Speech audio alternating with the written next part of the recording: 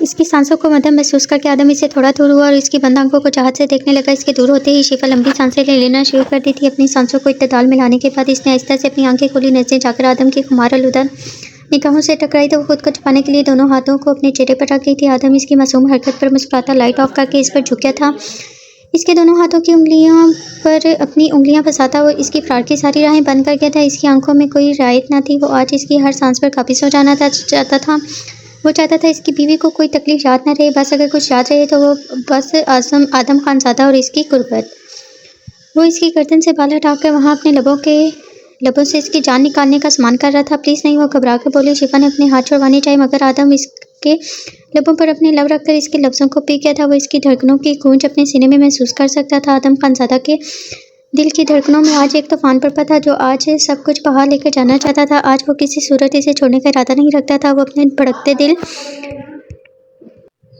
Sorry readers, back की noise को थोड़ा सा इग्नोर कीजिएगा। आज हमारे साथ वाले घर में ना थोड़ा सा इलेक्ट्रिक का कोई काम चल रहा है तो शोर भी बहुत ज़्यादा है और थोड़ी थोड़ी देर बाद ना मशीनों की भी आवाज़ आ रही है, तो बैक की नॉइज़ को प्लीज़ आप जो है ना इग्नोर कर दीजिएगा। आदम खानज़ादा के दिल की धड़कनों में आज एक तूफान बरपा था जो आज सब कुछ बहा कर ले जाना चाहता था। आज वो किसी सूरत इसे छोड़ने का इरादा नहीं रखता था। वो अपने भड़कते दिल को सुकून देना चाहता था जो सिर्फ शिफा के वजूद से ही मुमकिन था। आदम ने इसके बालों को मुट्ठी में जकड़ा और इसके कंधे से शर्ट सरकाता वहाँ झुक गया।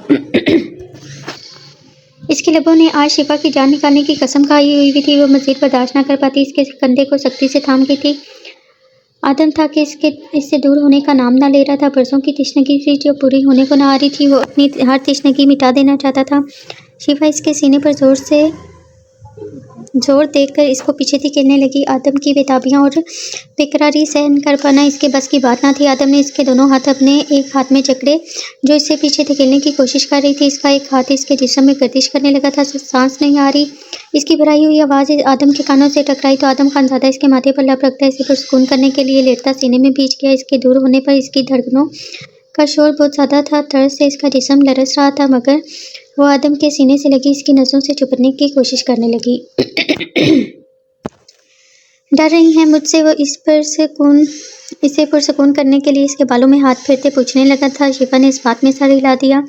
अब वो इसके नर्म लहजे पर धीरे धीरे पुरसुकून हो रही थी। डरना भी चाहिए, आखिर मेरे इतने महीनों की बेताबियों का हिसाब देना है। वो खमोर लहजे में बोलता अचानक इसे सीधा करता इसके कंधे पर झुक गया था। अब इसके लब कंधे से नीचे का सफ़र बड़ी बेबाकी से तय कर रहे थे। शिफा काम कर अपनी सांसें रोक गई थी। इन सांसों की रवानी के लिए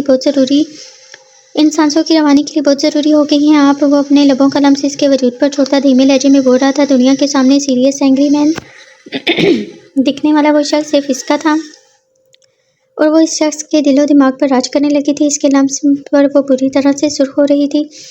वो इसके कान के पीछे मौजूद दिल पर बुरी तरह से झुक गया था। वो इसको बख्शता दोबारा इसकी गर्दन पर झुक गया था। इसके लम्स में बेकरारी थी।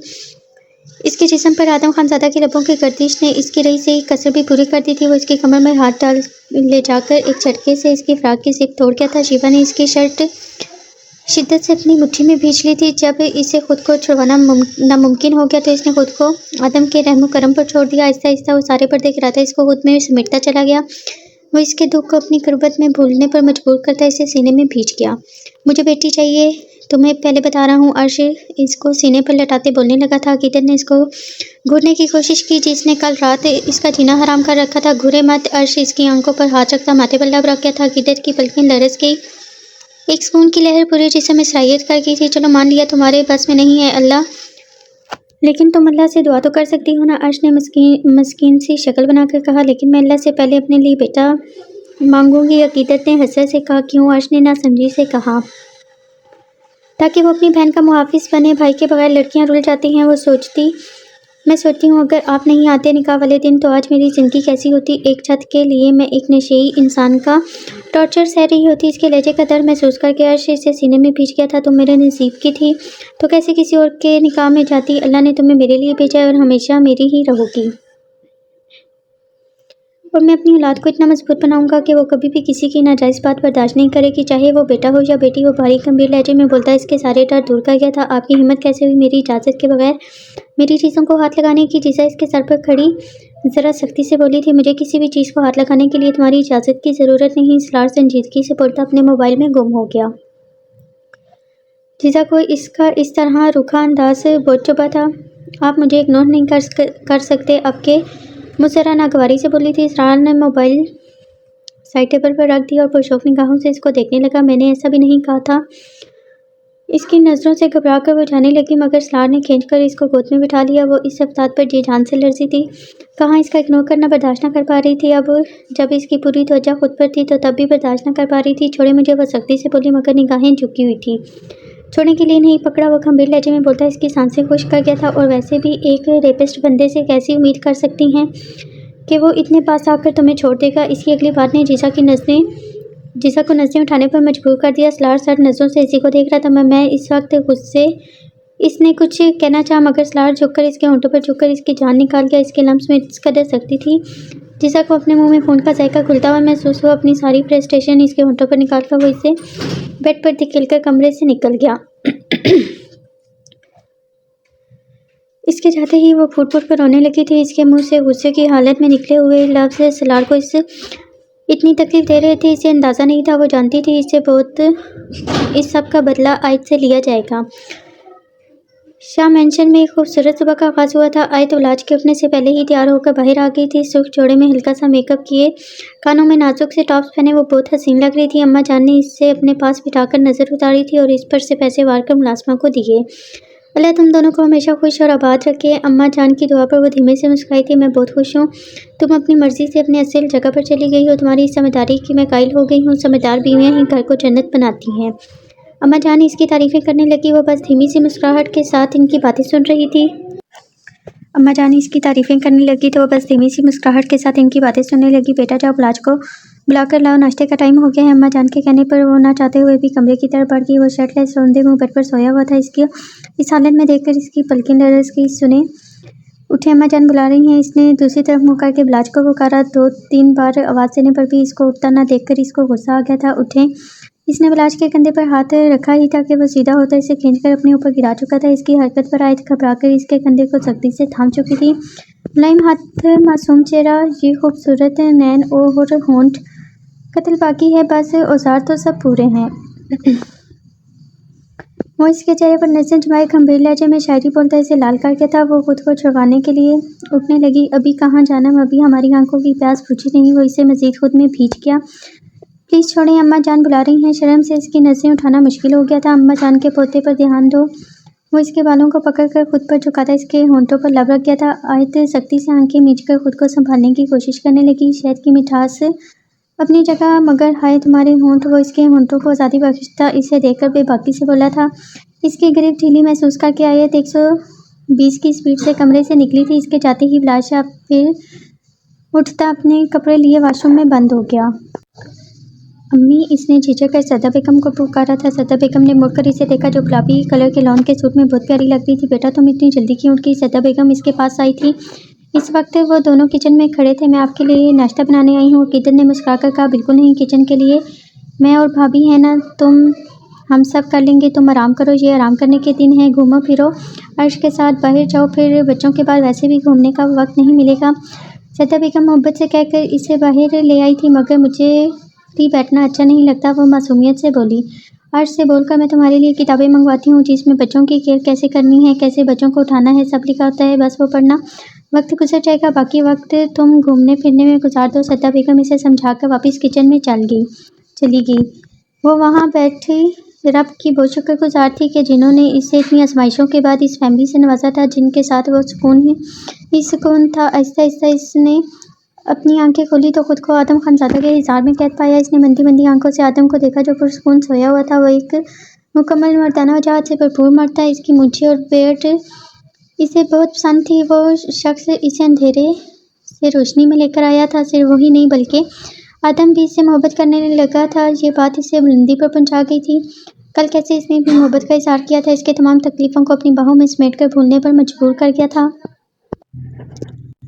इसे गुजरी रात पूरी पूरी शिद्दत से याद आई थी और जैसे जैसे इसे सब याद आता गया इसका चेहरा खतरनाक हद तक सुर्ख हो गया था। वो इसका बाजू हटाकर निकलने लगी, मगर वो नींद में भी इसे खुद में भींच गया था। सो जाएं, वो सरगोशी में बोलता इसे करीब कर गया था। जब सुबह हो गई है। वो घबराहट की वजह से इसके मुंह से अल्फाज से निकलने से इनकारी हो गए थे। आदम की सरजनिश पर वो खामोश हो गई, मगर शर्म के मारे वो खुद से भी नजरें नहीं मिला पा रही थी। वो चाहती थी आदम के उठने से पहले ही कमरे से निकल जाए। वो कैसे इसका सामना करेगी, मगर आदम इसे छोड़ने को तैयार ही ना था। अभी मुश्किल 10 मिनट ही गुजरे थे कि दरवाजे की आवाज़ पर इसकी आंख खुल गई। घड़ी में टाइम देखा तो सुबह के 8 बज रहे थे। शिफा तो सख्ती से आंखें मीच कर लेटी रही। गुजरी रात इसका डरना शर्माना याद करके चेहरे पर मुस्कुराहट बिखर गई। वो समझ गया दरवाजे पर कौन हो सकता है, इसलिए पहले उठकर वार्डरोब की तरफ बढ़ा। वहाँ से शिफा के कपड़े लेकर इसके पास आया। उठे जाकर फ्रेश हो जाए। इसने धीरे से शिफा को पुकारा, मगर इसने तो जैसे आदम के सामने ना उठने की कसम खाई हुई थी। शिफा उठ जाए, जाना, हम बहुत लेट हो गए हैं। इसने शिफा के गाल पर हाथ फेरा। अच्छा, आपके कपड़े यहाँ रख देता हूँ, मैं दरवाज़ा खोलने जा रहा हूँ। मन्नत भाई खड़ी है, आप जाकर फ्रेश हो जाएं। इसे टस से मस न होता देखकर इसकी शर्म समझता इसके कपड़े रखकर दरवाजे की तरफ बढ़ गया। इसके कदमों की आवाज़ से दूर महसूस करके इसने झट से आंखें खोली और अपने पास रखे कपड़े उठाती वॉशरूम में भागी थी। इसे वॉशरूम में बंद होता देखकर आदम ने दरवाज़ा खोलकर मन्नत को गोद में उठा लिया, जो इसे घूर कर देख रही थी। क्या हुआ मेरा बेटा, गुस्सा है अपने पापा से? आदम इसका गाल चूमता कमरे में ले आया। मामा को बुलाओ। मन्नत ने बाप को जवाब देने के बजाय मामा की तलाश में कमरे में नजरें दौड़ाई। पहले बाबा से तो नाराज़गी ख़त्म कर लो। आदम इसे अपने सीने पर लटा गया। इसने नाराज़गी से आदम को देखा। मेरी प्रिंसेस गुस्सा क्यों है? मैं आपसे बात नहीं तलूंगी, मैं आपसे बात नहीं करूंगी। मन्नत की नाराज़गी बरकरार थी। आदम का कहका पूरे कमरे में गूंजा था। इसकी छोटी फूली सी नाक देखकर आकर अपनी बेटी को संभाले, मैं बाहर जा रहा हूँ। शिफा को वॉशरूम से ना निकलते देखकर वो ड्रेसिंग में घुस गया था। इसके जाते ही वो क्लिक की आवाज़ के साथ वो दरवाज़ा खोलकर बाहर आई थी। मन्नत इसको देखकर इससे लिपट गई। शिफा ने भी इसके गाल चूम लिए थे। आदम खानज़ादा जो इसके बाहर निकलने का इंतजार कर रहा था, ब्लैक सूट पहने गीले बालों में निखरे रूप में बाहर आता देखकर वो ड्रेसिंग रूम से बाहर निकला था। मुझे मुकम्मल करने का शुक्रिया जिंदगी। इसने पीछे से शिफा के घने बालों वाले सर पर लब रखे थे। शिफा इस अचानक रफ्तार पर घबरा गई थी। वो तो समझी थी वो कमरे से चला गया है। शिफा का दिल बेख्तियार जोर से धड़का था। इसकी बोझल सरगोशी पर इसने मुड़ने की कोशिश की, मगर आदम ने इसे ऐसा करने से रोक दिया था। इसकी सरगोशी इतनी धीमी थी कि वो भी मुश्किल सुन पाई थी। मन्नत इन सब से बेखबर अभी तक शिफा को कमर में हाथ बांधे इसके पेट से लिपटी हुई थी। बाप बेटी के बीच अपनी सिचुएशन सोचकर इसके होंठों पर एक गहरी मुस्कुराहट बिखर गई थी, जिसे चाहकर भी वो जब्त न कर पाई थी। आपकी मुस्कुराहट मेरे दिल में आपके लिए मौजूदा मोहब्बत में दिन ब दिन इजाफा करती जा रही है। वो दिन दूर नहीं जब मैं अपना काम धंधा छोड़कर आपके पहलू से चिपक जाऊंगा। आदम की धीमी सरगोशी पर इसकी जान हल्कान हो रही थी। इसे कसमसाता देखकर मन्नत इससे अलग हुई थी और मन्नत के अलग होते ही आदम भी झटके से दूर हुआ था और वॉशरूम में घुस गया। इसके जाते ही शिफा ने गहरी सांस ली थी। वो मोहब्बत की बात कर रहा था, जबकि शिफा इसकी अच्छाई की वजह से इससे इश्क कर बैठी थी।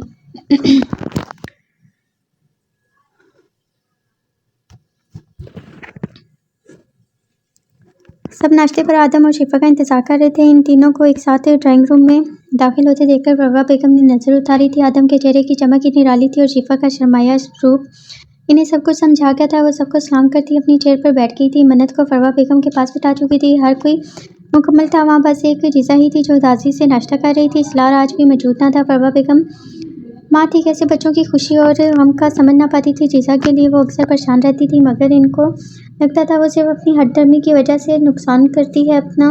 बेटा मैं चाह रही हूँ अब अर्श का वलीमा कर दिया जाए। अर्श की शादी का किसी को इल्म नहीं। माशाल्लाह अभी से दुनिया में नया मेहमान आने वाला है, तो हमें इस काम में देरी नहीं करनी चाहिए। मैंने और सद्दा ने तो अगले संडे का सोचा है। अब तुम लोग देख लो कौन सा दिन सही रहेगा। फरवा बेगम इन दोनों की तरफ देखकर बोली थी। ठीक है अम्मी, जैसा आप लोगों को बेहतर लगे। मेरे ख्याल से संडे का दिन बेहतरीन है। जो जो तैयारी करनी है वो हम कर लेंगे, आप फिक्र मत करें। आदम ने इनको पुरसुकून किया और नीचे से शिफा का हाथ थाम लिया था। वो जो पहले सबके सामने गर्दन नहीं उठा पा रही थी, इसकी हरकत पर गड़बड़ा गई। क्या हुआ बेटा, कोई परेशानी है? सद्दा बेगम ने शिफा की परेशान सूरत देखकर पूछा। नहीं छोटी अम्मी, मैं ठीक हूँ। सबकी त्वचा खुद की तरफ देखकर वो शर्मिंदा हो गई थी। आदम ने इसकी हरकत देखकर मुस्कुराहट दबाई। अर्श, मेहमानों की लिस्ट तुम बना लो और सलार से कहना आकर मुझसे ऑफिस में मिले। आदम नाश्ते से फारिग होकर उठ गया था। अर्श ने इस बात में सारी लाया। अब तो गुस्सा छोड़ दो प्रिंसेस, अब तो मान जाओ। आदम जाने से पहले मन्नत को मनाने लगा। मैं नहीं मानूंगी, वो मुंह फुलाकर बोली थी। अच्छा ये तो बता दो कि नाराज क्यों है मेरा बेटा? आदम ने मस्कीन सी शक्ल बनाकर पूछा। आप मुद्दे लोज मामा ते पात तो ने नहीं देते, खुद तो दाते हो। आप मुझे रोज़ मामा के पास सोने नहीं देते, खुद सो जाते हो। सबके सामने इसकी बात पर आदम जी भर कर शर्मिंदा हो गया। आदम को अपने आप पर गुस्सा आया था। इसे पता होता कि इसकी बेटी इस बात पर नाराज़ है तो वो इसे सबके सामने पूछता ही नहीं। शिफा से तो वहाँ बैठना ही मुहाल हो गया। इसकी झुकी गर्दन मजीद झुकी। सबने अपनी मुस्कुराहट रोकी। मन्नत, जल्दी से नाश्ता फिनिश करो। आखिर बेटे का सुख चेहरा देखकर फरवा बेगम को ये ख्याल आ गया और वो मन्नत के मुंह में निवाला डालकर इसका मुंह बंद कर दी। आदम सुख चेहरे के साथ वहाँ से निकल गया। अर्श भी इसके पीछे निकला था। बलाज, बेटा कुछ दिनों के लिए बहू को बाहर लेके जाओ, घूमे फिरेगी, हनीमून हो जाएगा तुम लोगों का। इस वक्त वो लाउंज में ही बीजान से अपने सर की मालिश करवा रहा था। आयत इसकी बेबाकी की वजह से हानिया के साथ ही बैठी थी। इसके इशारे पर भी वो कमरे में नहीं आई तो मजबूरन वो भी बाहर आकर बैठ गया। आज इसने सिर्फ आयत के साथ वक्त गुजारने के लिए ऑफिस से छुट्टी की थी, मगर वो थी कि हाथ आने का नाम ही ना ले रही थी। वो आंखों ही आंखों में से धमकी देकर अम्मा जान की तरफ पीट करके आंखें बंद करके बैठ गया ताकि वो इसके सर की मालिश कर सकें। सर बाहर 2 लैंड क्रूजर आई हैं। आए थे मैडम से मिलने। मैडम मुलाजिम ने आकर इन्हें इतला दी तो आए थे जो बैठी हुई थी झटके से खड़ी होगी। इनको जाकर मना कर दो, मैडम नहीं मिलना चाहती हैं इनसे। बलाज ने अपनी धुन में मना कर दिया। इनको अंदर भेजो, मना करने की ज़रूरत नहीं है। अम्मा जान ने आयत की आंसू भरी आंखों में देखकर कहा, यार अम्मा जान, मैं नहीं चाहता कि इस ख़ानदान से मेरी बीवी का कोई ताल्लुक हो। बलाज ने नाराज़गी से कहा। प्लीज़ मुझे मिलने दें। आयत की भराई हुई आवाज़ पर इसने आयत को देखा जो इल्तिजाई नज़रों से इसी को देख रही थी और वो पल में इस समंदर जैसी गहरी आंखों में डूब गया था। इसे इस वक्त ये बात माननी ही पड़ी थी कि वो इससे हर बात मनवाने का हुनर रखती है। जाओ इनको अंदर भेजो। वो ज़रा नाराज़गी से कहकर उठकर सोफे पर बैठ चुका था। फरवा बेगम फरीहा के साथ आज शाम मेंशन आई थी मुलाजमा के साथ। जब वो अंदर दाखिल हुई तो सामने ही आयत बेसब्री से इनका इंतज़ार कर रही थी। इनको आता देखकर वो भागकर फरवा बेगम के गले लगी थी। फरवा बेगम ने सगी माँ की तरह इसका माथा चूमा था। आखिर को सगी औलाद की तरह ही तो ख्याल रखा था। वो फरवा बेगम से अलग होकर फरीहा से मिली, मगर इसने फरीहा में वो गर्म जोशी महसूस न की थी जो हमेशा हुआ करती थी। इसने एक नज़र अपनी बहन को देखा जो नाराज़ नज़रों से इसी को देख रही थी। शर्मिंदगी से वो अपनी नज़रें झुका गई। फरवा बेगम और फरी ने आगे बढ़कर अम्मा जान को सलाम किया। हानिया से भी मिली, मगर वो मगरूर शहजादा ब्लैक ट्राउज़र टी शर्ट में टांग पर टांग रखे लापरवाह अंदाज में बैठा मोबाइल यूज़ कर रहा था, जैसे इसके अलावा वहाँ कोई और हो ही ना। इसकी हरकत पर आयत बेवजह ही सबके सामने शर्मिंदा हो गई थी। इतने लोगों के होते हुए भी वहाँ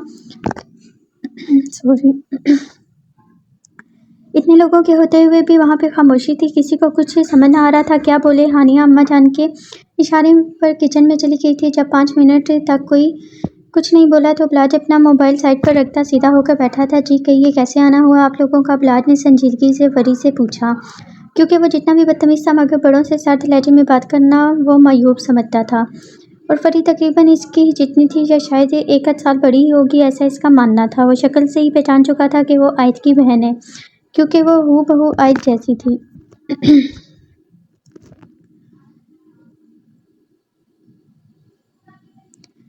फरी ने घूरकर इसको देखा, जिससे बड़े छोटे की तमीज़ नहीं थी। जाहिर सी बात है, इतने धोखे खाने के बाद यहाँ हम दावतें उड़ाने तो आए नहीं होंगे। अगर आए हैं तो किसी काम से ही आए होंगे। अगर आप अपनी मसरूफियत से थोड़ा सा वक्त निकाल लें तो सब बातें करना चाहेंगे। फरी भी इसकी बात के जवाब में तंज करना नहीं भूली थी, जबकि धोखे का मतलब आयत और बलाज अच्छे से समझ गए थे। फरवा बेगम ने फरी के हाथ पर अपना हाथ रखकर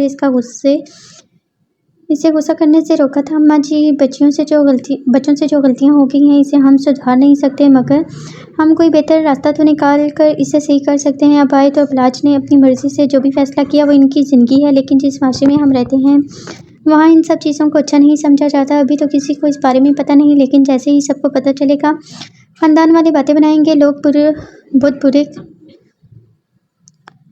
लोग बहुत कुछ कहेंगे। इसलिए मैं चाहती हूँ कि इस संडे अर्श के वलीमे के साथ आयत की रुखसती कर दी जाए ताकि किसी को भी कुछ बोलने का मौका ना मिले। फरवा बेगम ने बोलकर अम्मा जान की तरफ देखा जो इनकी बात से सहमत नज़र आ रही थी, जबकि बलाज अभी तक वैसे ही अकड़ कर बैठा था। मैं आपकी बात से मुत्तफिक हूँ, मुझे मंजूर नहीं। बलाज ने इनकी बात काटी थी। जब सब ने हैरानी से इसकी तरफ देखा। मुझे मंजूर नहीं, बलाज ने अम्मा जान की बात काटी थी। ये भी लाइन रिपीट हो चुकी है। जो बिना किसी का लिहाज किए मना कर चुका था।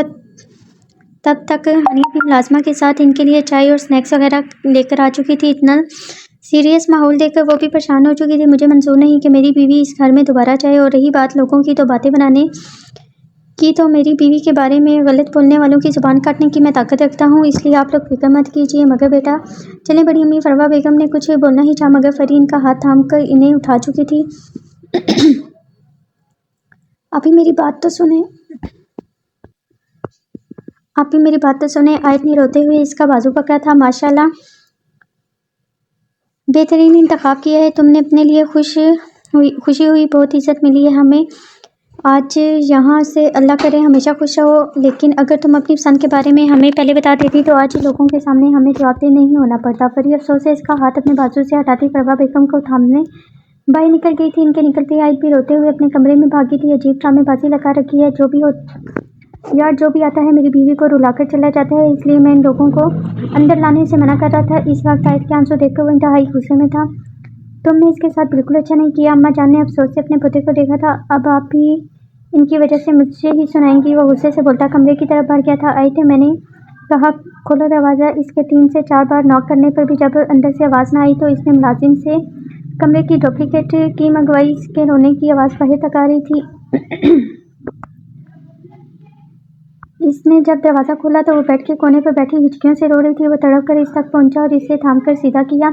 रोई रोई सूजी आंखें, भीगे होंठ, सूखे चेहरा देखकर वो परेशान हो गया था। क्यों रो रही हो यार? बिलाज ने इसके आंसू उंगली की पोरों से साफ करते हुए पूछा। आयत ने कोई जवाब नहीं दिया, मगर आंसू तवातर बह कर इसका चेहरा भिगो रहे थे। बिलाज ने पानी का ग्लास भरकर मुँह से लगाया तो वो 2 घूंट पानी पी कर पीछे कर गई। अच्छा चुप रोना बंद करो। वो इसे सीने से लगाता किसी बच्चे की तरह पुचकारने लगा था। आप बहुत बुरे हैं, हमेशा अपनी मनमानी करते हैं, कभी मुझसे नहीं पूछते कि मैं क्या चाहती हूँ, हमेशा अपना फैसला मुझ पर थोपते हैं। मैं भी इंसान हूँ, मेरी भी कोई मर्जी हो सकती है, मगर आपने मुझे इंसान समझा ही नहीं। वो इसके सीने से लगी रोते हुए इसकी शिकायत कर रही थी। सलार को बहुत अफसोस हुआ, काश वो सलार की बहन ना होती। बिलाज को बहुत अफसोस हुआ, काश वो सलार की बहन ना होती तो शायद आज इसकी बीवी इस पर फख्र कर रही होती। जन्म प्लीज़ रोना बंद करो। देखो हम कल ही धूमधाम से अपना वलीमा करेंगे, तुम्हारी हर ख्वाहिश मैं पूरी करूँगा। इसकी बात पर आयत ने गुस्से से इसे दूर धकेला और उठकर जाने लगी। कहाँ जा रही हो? बिलाज ने इसका हाथ थामा था। अम्मा जान के पास, अब मैं वहीं रहूँगी, वो गुस्से से कहकर अपना हाथ छुड़वाने लगी। मगर क्यों? वो परेशान सूरत लिए खड़ा हो गया था। क्योंकि आपने मुझे आप ही और बड़ी अम्मी के सामने बहुत शर्मिंदा किया है। जब आपको मेरी फिक्र ही नहीं तो मैं क्यों आपकी फिक्र करूँ? वो सख्ती से जवाब देकर मुड़ने लगी, मगर बिलाज ने पीछे से इसके गिर्द बाजू बांध दिए थे। ये जुल्म ना करो मुझ पर जानम, तुम्हारे बगैर लाश आकर गुजारा मुमकिन नहीं। वो इसके कान में झुकता सरगोशी करने लगा।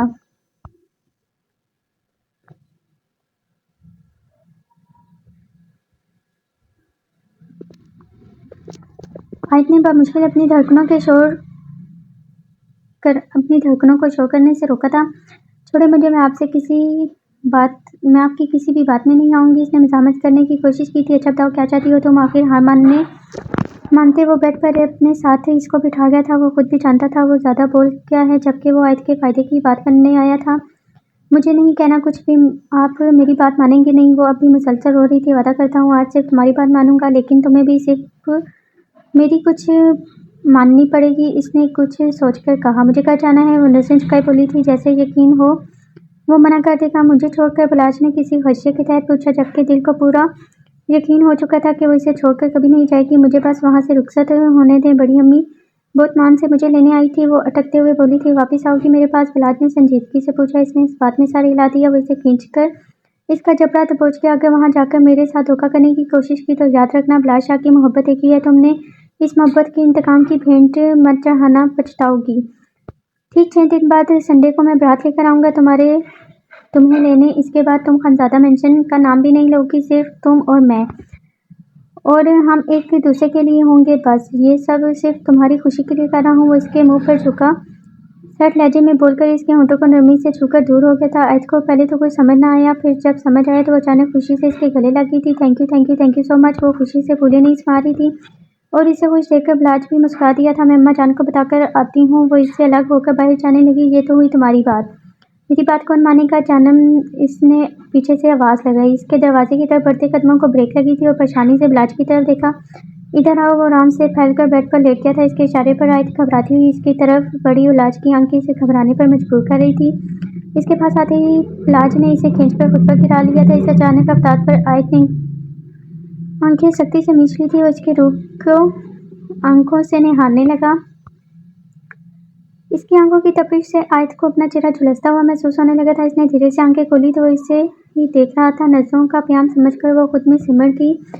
जानम ब्लाज के खामोश आलूद लहजे पर इसके होंठ कँपाए थे। किस्मी ब्लाज की फरमाइश पर आयत ने झटके से होनकों की तरह इसको देखा था। किस्मी जानम ब्लाज ने दोबारा से कहा क्यों? वो घबराकर बोली। क्यों करते हैं? इसके अजीब सवाल पर ब्लाज ने इसको घूर कर देखा था। मतलब मैं क्यों करूं? आयत धीरे से मिनमिनाई। तो क्या रीना से मांग लूं? कि इसकी बात पर ब्लाज चिढ़कर बोला था। आयत ने खूनखार नजरों से इसको देखा था। कौन है? रीना, मेरी सेक्रेटरी। इसने इत्मीनान से जवाब देकर आयत को देखा जो सारी शर्म लाए-ताक रख कर खा जाने वाली नजरों से इसको घूर रही थी। मतलब ये सब करने जाते हैं आप ऑफिस में? वो खालिस बीवियों वाले अंदाज में इससे लड़ने को तैयार हो गई थी। अब तुम इतने नखरे दिखाओगी तो कहीं ना कहीं तो इससे पहले कि वो अपनी बात मुकम्मल करता वो झुककर शिद्दत से इसके कंधे पर दांत काट चुकी थी। जंगली बिल्ली वो झटके से उठकर खड़ा हुआ था। इसके उठने पर वो बेड पर बैठ गई। ब्लाज कंधे से टी शर्ट हटाकर देखने लगा था जहाँ इसके दांतों के निशान के साथ साथ हल्के हल्के खून के कतरे भी वाज़ेह हो रहे थे। ब्लाज ने अपने जख्म के बाद इसे देखा जो खौफजदा नजरों से इसे देख रही थी। जाना कैंसल, वो सर्द लहजे में कह के वहाँ से जाने लगा। आज भागकर इसके सामने आ गई। प्लीज़ मना मत करें, मैं चोरी कर रही हूँ, माफ़ कर दें प्लीज़। वो इस वक्त रोने वाली हो गई थी। ब्लाज ने इसकी शक्ल देखकर मुस्कुराहट रोकी थी। आज को जब कुछ समझ न आया तो अपने पाँव ऊपर करती इसके जख्म पर लब रखी थी। इसकी इस हरकत ने ब्लाज को बुरी तरह से घायल किया था। एक सुकून की लहर थी जो पूरे वजूद में सरायत करके इसने आज की कमर में हाथ डाल के इसे खुद में भींच लिया। तैयार हो जाओ, मैं बाहर इंतजार कर रहा हूँ तुम्हारा, जल्दी आना वरना मेरा इरादा बदलने में देर नहीं लगेगी। वो इसके माथे पर लब रखता कमरे से निकल गया। इसके निकलते इससे समझ नहीं आ रहा था वो क्या करे। हाथ पांव बुरी तरह से कांप रहे थे। वो कैसे सबका सामना करेगी? तुम चाहते क्या हो मुझे बता दो। इतने लापरवाह तो तुम कभी भी नहीं थे स्लाट। तुमने मुझे पहले क्यों नहीं बताया? आदम खानज़ादा गुस्से से इस पर बरस रहा था। भाई मुझे नहीं पता था वो सब कैसे गायब हो गया। आई नो वो आपने मुझे पर भरोसा करके रखवाया था मगर मेरे लॉकर में से गायब हो गया है। मुझे पता नहीं चला। वो शर्मिंदगी से इन्हें बता रहा था। वो तुम्हारी बेगुनाही के सबूत थे मेरे पास। अब जानते हो तुम वो आयत से बदला लेगा हर चीज़ का। मैं तुमसे पिछले 1 महीने से मांग रहा हूँ। कभी कोई बहाना तो कभी कोई जिम्मेदारी नाम की कोई चीज़ हुई है या नहीं? आदम का बस न चला था। इसे जिंदा ज़मीन में काट दे। आयत का नाम मत ले मेरे सामने। इसने इस घटिया आदमी के सामने मेरे साथ आने के बजाय इसके साथ को तरजीह दी थी। स्लार संजीदगी से बोला। बकवास मत करो। वो अगर इन सब में फंसी है तो इसकी वजह तुम हो। अब मुझे कुछ सोचने दो। तुम जाओ ऑफिस और कहीं और जाने के बजाय मुझे घर पर मिलना तुम। आदम संजीदगी से कह के अपने ऑफिस से निकल गया पीछे। वो भी गुस्से से वहाँ से निकल कर अपने ऑफिस चला गया। वो अम्मा जान से मिलकर ब्लाज शाह के साथ खानज़ादा मेंशन आई थी मगर अंदर जाने की हिम्मत नहीं थी। ना ही ब्लाज अंदर जाना चाहता था। वापस चलते हैं। इसे दरवाजे की तरफ हसरत से देखकर ब्लाज ने स्टीयरिंग संभाली थी। नहीं, आयत ने इसका हाथ थाम लिया था और इल्तिजा करती नजरों से इसको देखने लगी थी। किसी दिन जान ले लोगी तुम मेरी। ब्लाज इसको देखता अफसोस से बोला था और गाड़ी को दरवाजे की तरफ मोड़ दिया। आयत को गाड़ी में बैठे देखकर चौकीदार ने दरवाज़ा खोल दिया था। पोर्च में गाड़ी रोककर इसने दूसरी तरफ से आकर आयत का हाथ थाम कर बाहर निकाला था जबकि घबराहट की वजह से इससे ठीक से चला भी ना जा रहा था। ब्लैक जीन्स के साथ ब्लैक टी शर्ट और लेदर की जैकेट पहने वो आयत का हाथ पकड़े अंदर दाखिल हुआ। रात के 9 बजे। वहाँ स्लार और शिफा के अलावा सभी बैठे हुए थे। आदम और अर्श कुछ देर पहले ही आए थे और इनको अंदर आता देखकर सब खड़े हो गए। सद्दा बेगम इसे आता देखकर आगे बढ़ी। अपनों पर नजर पड़ते ही वो ब्लाज से हाथ छुड़वाकर सद्दा बेगम की तरफ भागी और इनके गले लग गई। ब्लाज ने जब से अपने खाली हाथ को देखा था जहाँ से वो अपना हाथ छुड़वा कर गई थी एकदम चेहरा खतरनाक हद तक संजीदा हो गया था। संजीदगी तो फरी आदम और अर्श के चेहरे पर भी छाई हुई थी। आदम को खामोश देखकर अर्श वहाँ से चला गया था। आई तो बारी बारी सबसे मिलने लगी। जब आदम के पास आई तो वो बहुत ज़्यादा घबराई हुई थी कहीं वो इसे धुतकार ना दे पहले की तरह। आदम ने बाजू खोलकर इसकी मुश्किल आसान कर दी। आई एम सॉरी भाई, आई एम सॉरी। इसके पास आते ही वो हिचकियों से रोने लगी थी। मैं सब जानता हूँ, डोंट वरी। काश वो जान जाती कितनी मुश्किलों से वो ये सब जब्त कर रहा है। बेटा अंदर आ जाओ। सद्दा बेगम ने ब्लाज को खड़ा देखकर अंदर बुलाया।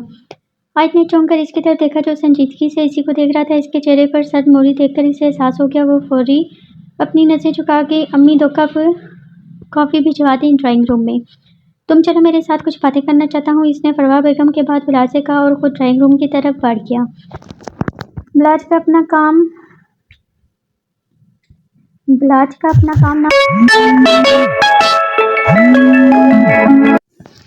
ब्लाज का अपना काम ना होता तो वो कभी इसके साथ ना जाता। दोनों संजीदगी से बैठे एक दूसरे को देख रहे थे। मैं संडे को पूरी बारात के साथ अपनी बीवी को लेने आऊँगा। ब्लाज ने संजीदगी से आयत को लाने का मकसद बयान किया था। और तुम्हें ऐसा क्यों लगता है कि हम इसे तुम्हारे साथ रुखसत कर देंगे? क्योंकि वो मेरी बीवी है और तुम मुझे रोक नहीं सकते इसे अपने साथ ले जाने से। ब्लाज ने भी इसे संजीदगी से जवाब दिया। वही बीवी जिसे ब्लैकमेल करके तुमने निकाह किया है। आदम ने भी इसकी आंखों में देखकर बोला कि वो सब कुछ जान चुका है। दूर से देखकर कोई भी इस बात का अंदाज़ा नहीं लगा सकता था कि वो इस वक्त एक दूसरे पर लफ्ज़ों की गोलाबारी कर रहे होंगे, बल्कि ऐसा लग रहा था जैसे आपस में कोई मशवरा कर रहे हों। जो भी है, लेकिन अब वो मेरे निकाह में है और निकाह का मतलब तो समझते हो ना तुम जानी। अब इस पर सिर्फ मेरा हक है और तुम्हारी बहन मेरे साथ रहना चाहती है। बताया तो होगा तुम्हारे भाइयों ने तुम्हें। ब्लाज मुस्कुरा कर बोलता पीछे टेक लगा गया था। आदम ने समझने वाले अंदाज में सर हिला दिया। ठीक है, लेकिन एक औरत को बदले के लिए इस्तेमाल करना शहजाद शाह के बेटे को ज़ेब नहीं देता। न जाने वो क्या सुनना चाहता था। मोहब्बत करता हूँ मैं इससे, डैमिट, और पूरी दुनिया के सामने इसे रुखसत करवा कर इसे इसी घर से लेकर जाऊंगा। देख लेना। वो गुस्से से चिल्लाता उठकर खड़ा हो गया, जबकि आदम खान ज़्यादा पुरसकून अंदाज में बैठा इसे देख रहा था। और तुम्हारे भाई के किए के गुनाह का हिसाब तो इससे ही देना पड़ेगा, वो भी बहुत जल्द। वो इसकी आंखों में आंखें डालकर कहता वहां से निकलता चला गया। इसके जाने तक आदम इसे देखता रहा। वो सिर्फ आयत को लेकर इसके जज्बात जानना चाहता था, जो वो जान चुका था। रही बात सलार की, तो वो बेकसूर है, ये बात वो बहुत जल्द ब्लाज भी जान जाएगा। वो अपने कमरे में जाने के बजाय घर से ही निकल गया था। मुझे मत मारो, मेरा कोई कसूर नहीं। उफ हाय, मुझे छोड़ो, मैंने सब कुछ इसके कहने पर किया है। मैं सब बताने को तैयार हूँ। अल्ताफ़ की मार से वो शख्स अधमरा हो गया था।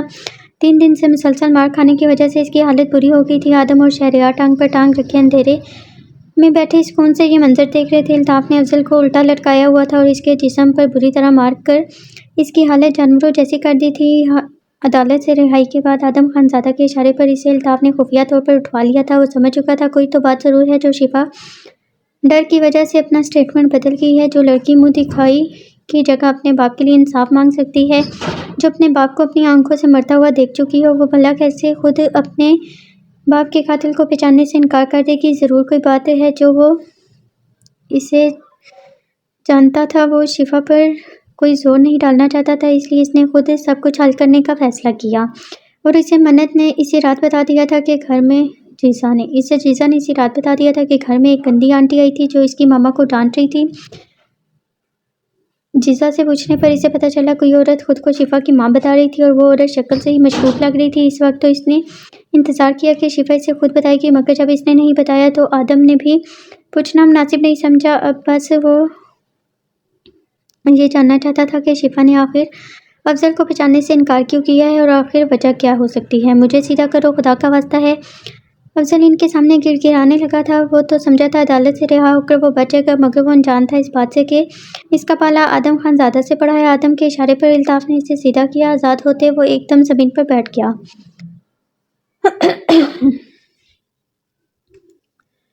आदम चलते हुए इसके पास आया और गिरेबान से पकड़कर इसको खड़ा किया और संभलने का मौका दिए बगैर एक जोरदार थप्पड़ इसके मुंह पर दे मारा, जो वो दूर जा गिरा। अपने सामने आदम को देखकर इसकी टांगों से जान निकलती हुई महसूस हुई थी। साफ मत मारे मुझे, मैं आपको सब बताता हूँ। वो इसके पाँव पकड़कर गिड़गिड़ाने लगा था। इतने दिनों की मार और भूख प्यास ने इसके हवास गुम कर दिए थे। बोलो एक एक लफ्ज़ बिल्कुल सच। अगर झूठ बोला तो तुम्हारी ज़ुबान यहीं काट दूंगा। वो अल्ताफ़ के हाथ से कैंची पकड़ते हुए बोला, मैंने इशफाक भाई को मारा, लेकिन मेरी इससे कोई दुश्मनी नहीं थी। बस इसकी बेटी को उठाने के लिए मारना चाहता। शिफा के नाम पर आदम के भारी हाथ का थप्पड़ इसका मुंह टेढ़ा कर गया था और अपनी कमर से गन निकालकर इस पर तान चुका था। शहरयार अगर इससे नहीं रोकता तो वो इसको जान से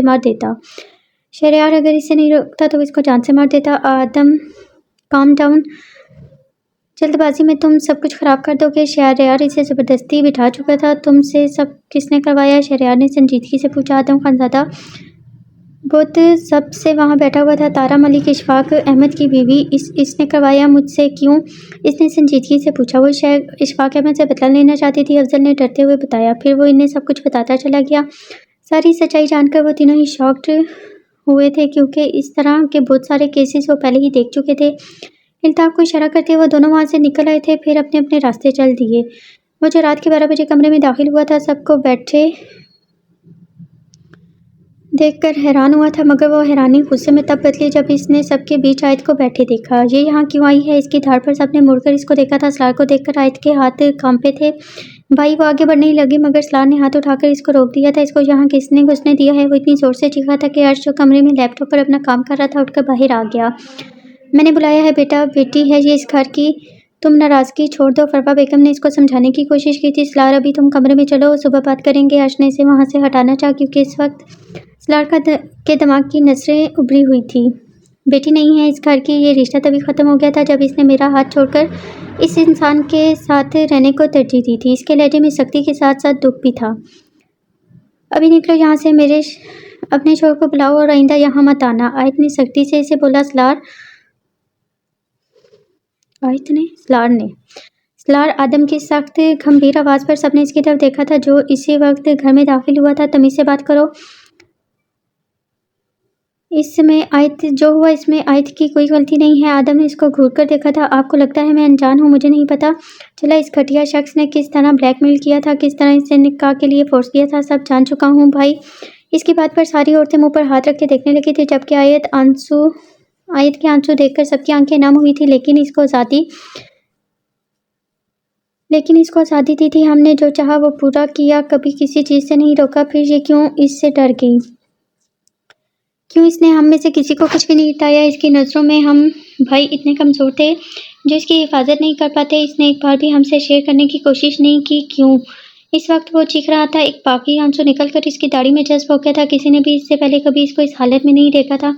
अब जानते हैं, इस दिन जब हम इसको लेने गए थे इसने हमारे साथ आने से इनकार कर दिया। ये इतना सब होने के बाद भी इस आदमी के साथ रहना चाहती है। इस वक्त भी इसे हम पर यकीन नहीं हुआ था। वो सबको किसी बच्चे की तरह बता रहा था और आयत कुछ ना करके भी मुजरिम बन गई थी। इसने आसपास कुछ भी नहीं देखा और भागते हुए ज़बरदस्ती सलार के गले लगी थी। भाई मुझे माफ़ कर दे, मुझे माफ़ कर दे। मैं डर गई थी, मुझे नहीं पता मुझसे कैसे हो गया। सब में आप लोगों को खोना नहीं चाहती थी। भाई मुझे माफ़ कर दे, मेरा सब कुछ आप लोग ही तो हैं। अब मैं कभी नहीं जाऊँगी, मैं घर से भी नहीं निकलूँगी। वो इस वक्त हिचकियों से रोती हुई इससे माफ़ी मांग रही थी। इसे चुप ना होता देखकर सलार भी मज़ीद खुद को पत्थर ना कर सका और खुद में इसको भींच लिया। बस अब चुप हो जाओ। इसके बालों में लब रखते इसको चुप करवाने लगा था। आदम ने गहरी सांस लेकर शिफा की तरफ देखा जो रोते रोते मुस्कुरा रही थी और वो बदलते मौसम का मंजर इस कदर हसीन लगा कि अगर इस वक्त वो कमरे में होती तो वो इससे बच ना पाती। किसी की नज़रें खुद पर महसूस करके शिफा ने जब नज़रें उठाकर देखा तो दिल धक से रह गया था, क्योंकि वो सबके सामने भी इस पर नज़रें जमाए खड़ा था। वो जल्दी से अपनी नज़रें झुका के एकदम चेहरा लाल हो गया।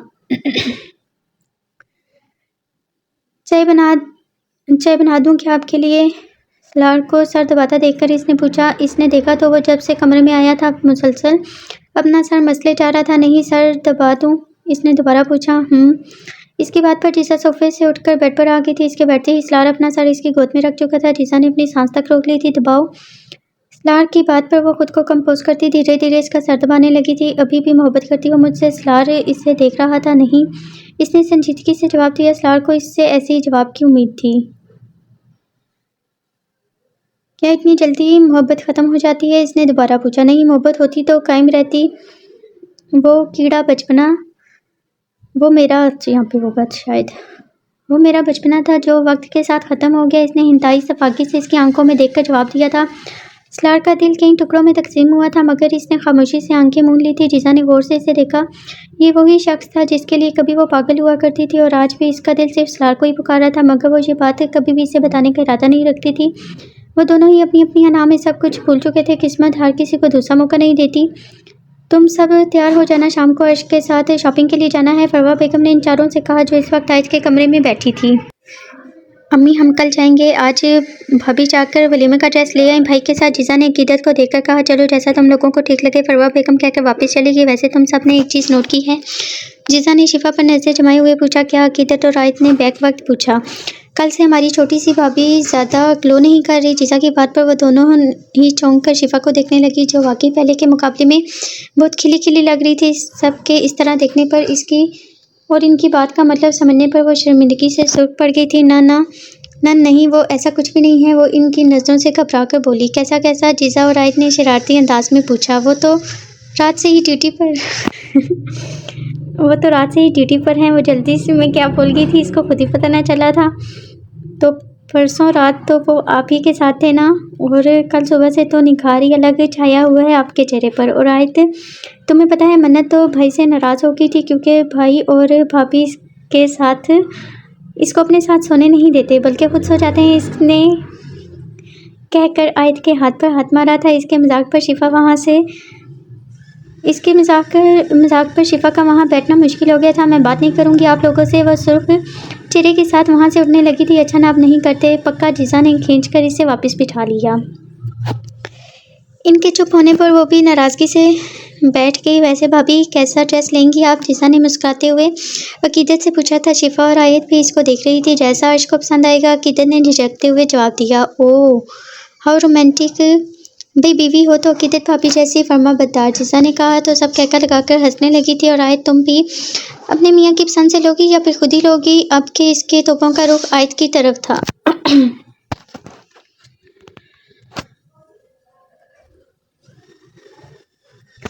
मुझे कोई शॉपिंग नहीं करनी, वो संजीदगी से बोली थी। क्यों भाई, तुम्हारे मियाँ जी खुद करेंगे, मुझे वापस नहीं जाना, मुझे बस यहीं रहना है। अब मैं भाई को नाराज़ नहीं करना चाहती। अब पहले ही बहुत सारी गलतियाँ हुई हैं मुझसे, अब मैं किसी को शिकायत का मौका नहीं देना चाहती। वो अपनी आंखों को नम होने से रोक नहीं पाई थी। आप रोई मत। शिफा जो इसके साथ ही बैठी हुई थी, इसे अपने साथ लगा के, सलार को छोड़ो, तुम क्या चाहती हो? क्या ब्लाच भाई ने तुमसे कोई बदला लिया? मतलब कोई टॉर्चर, मारना पीटना, तकलीफ देना, नौकरों की तरह ट्रीट करना, ऐसा कोई चीज़ा? आपके इसके आंसू साफ करके पूछने लगी। नहीं, इन्होंने मेरे साथ वहाँ कुछ भी गलत नहीं किया है। अम्मा जान और हानिया ने मेरा हमेशा बहुत ज़्यादा ख्याल रखा है। इसने मुझे बस एक थप्पड़ मारा था जिस दिन सलार भाई आए थे, क्योंकि मैंने ब्लाज को बहुत बुरा भला कहा था और तलाक भी मांगी थी। तो गुस्से में मुझ पर हाथ उठाया और फिर जल्दी ही सॉरी भी बोला था। बस वो भाई से बहुत ज़्यादा नफरत करते हैं। वो समझते हैं कि भाई ने इनकी बहन के साथ जो भी हुआ है वो भाई ने किया है। वो आखिर में बेबसी से बोली थी, तुम रहना चाहती हो इनके साथ? अकीदत के सवाल पर इसे समझ आई थी कि वो क्या जवाब दे। मैंने वादा किया है इनके साथ मैं वापस जाऊंगी, मगर मैं भाई को नाराज़ नहीं करना चाहती। वो फुट फुट कर रोने लगी थी। इनका तो हमेशा ही दिमाग ख़राब रहता है। इनको तो भाई ही सीधा करेंगे। हर किसी को अपना गुलाम समझ रखा है। दोनों दूसरों को झुकाना ही इनका पसंदीदा मशगला है। जीसा संजीदगी से बोलकर इसको चुप करवाने लगी थी। मेरे भाई को ऐसा मत बोलो तुम। रोते हुए भी जीसा को घूर कर वो बोली थी। बड़ी आई भाई की चमची, पूरा यकीन है इसी बात पर थप्पड़ खाया होगा तुमने। मेरे भाई को ऐसा मत बोलो जीसा, इसे चिढ़ाकर हंसने लगी। तो अकीदत का कहका भी इनके साथ शामिल हो गया था। भाई ये सब क्या है? सलार इसके ऑफिस में आकर कार्ड इसके टेबल पर फेंक कर पूछने लगा था। आदम ने नागवारी से इसकी हरकत देखी मगर किया कुछ भी नहीं। कार्ड है और क्या? आदम सुकून से जवाब देता, अपने काम में मशरूफ़ हो गया। इसमें आयत और ब्लाज का नाम क्यों है? अब के वो संजीदगी से सवाल करने लगा, क्योंकि अर्श के वलीमे के साथ ही आयत की रुखसती भी है। ये बात अम्मी तुम्हें घर पर बता चुकी हैं। आदम सीधा होकर बैठ गया। एक तो वो कल रात से घर नहीं गया था और काम की वजह से शदीद सर दर्द अलग था इसको। एक सलार जो हर वक्त सबको काटने को दौड़ रहा था। मुझे अपनी बहन को इसके साथ रुखसत नहीं करना। गुस्से से इसकी आवाज़ ऊंची हो गई थी। तो क्या करना है तुम्हें? घर बिठाना चाहते हो इसे पूरी ज़िंदगी? आदम को इसकी बात पर गुस्सा आ गया था। इसकी शादी कहीं और करवा देंगे, मगर बिलाशा के साथ नहीं। आप कैसे भूल सकते हैं? इसने आयत से शादी बदले के लिए की है। तुम ये क्यों भूल रहे हो कि आयत बिलाज के निकाह में है, इसकी बीवी है। हम या कोई दूसरा इस बात से इनकार नहीं कर सकता। और रही बात कहीं और शादी करवाने की, तो तुम्हें क्या लगता है कि वो इतनी आसानी से आयत को छोड़ देगा? वो अब खड़े होकर इसी हर एंगल से समझाने की कोशिश करने लगा था। वो नहीं छोड़ेगा तो हम कमज़ोर नहीं हैं, हम अपनी बहन की हिफाजत नहीं कर सकते। बैठो तुम। आदम ने इसे इशारा किया तो सामने रखी कुर्सी पर बैठ गया। तुम्हें बिलाज से मसला क्या है? आदम ने इत्मीनान से पूछा। वो एक इंतहाई घटिया शख्स है। कौन सी घटिया हरकत की है इसने? भाई आप अनजान नहीं है इसने जो भी किया है। इसे सलार ने चिढ़कर जवाब दिया था। तुम्हारे मुँह से सुनना चाहता हूँ, आदम ने संजीदगी से कहा। इसने मुझसे बदला लेने के लिए मेरी बहन का इस्तेमाल किया है, इसने संजीदगी से जवाब दिया। लेकिन इसने आयत से बदला लिया नहीं। इसके घर में रहते हुए भी आयत को कोई तकलीफ नहीं मिली। इसने आयत को थप्पड़ मारा था जिसका निशान इसके चेहरे पर हमने खुद देखा था। इसने आदम की बात काट कर कहा, तुम्हारी बीवी तुमसे लड़कर तलाक मांगेगी तो वो भी बिला वजह, तो तुम क्या करोगे? आदम की बात पर वो अच्छे से समझ गया था। वो कितना ही अच्छा इंसान हो भले, लेकिन भाई वो मेरी बहन के लिए ठीक नहीं है। वो मेरा बदला इससे लेगा। वो मोहब्बत करता है आयत से। कोई भी शख्स अपनी मोहब्बत को बदले की भेंट नहीं चढ़ाएगा, और अगर इसने ऐसा करना चाहा तो इन 1.5 महीनों में वो इसके साथ बहुत कुछ बुरा कर चुका होता है। इसने कुछ भी गलत नहीं किया। इसका मतलब ये है कि वो आयत से मोहब्बत करता है। भले पहले इसकी जीत यहाँ पे नियत होगा शायद। भले पहले इसकी नीयत कुछ भी रही हो, लेकिन इसने गलत आयत के साथ फिर भी नहीं किया था, और वो एक अच्छा इंसान है। एक बार तुम इसकी जगह खुद को रख कर सोचना कि जो इसकी बहन के साथ हुआ, खुदा न खास्ता किसी की भी बहन के साथ हो, तो वो इंसान क्या करता है। अच्छे से सोचकर मुझे जवाब देना। तुम इसके सरपरस्त हो, फैसला तुम्हारा ही होगा। आखिर में आदम ने जिस लहजे में कहा वो अपने आप में शर्मिंदा हो गया था। भाई मेरा वो मतलब नहीं था। इससे फ़ौरन अपनी गलती का एहसास हुआ था। जाओ सलार, मुझे काम करने दो, इसने सख्ती से कहा। तो वो भी शर्मिंदगी से उठकर वहाँ से चला गया। यार तुम्हें पहनना है, तुम पसंद करो, अर्श ने ज़रा सख्ती से कहा। वो पिछले 1 घंटे से इसीलिए मुख्तलिफ डिज़ाइनर्स के पास घूम रहा था, मगर वो थी कि सब अर्श पर छोड़े बैठी थी। लेकिन मैं आपकी पसंद का पहनना चाहती। अकीदत ने मासूम शक्ल बनाकर कहा। तो इसका दिल किया अपनी बीवी का मुंह चूम ले, मगर हाय किस्मत, इस वक्त वो पब्लिक प्लेस पर थे।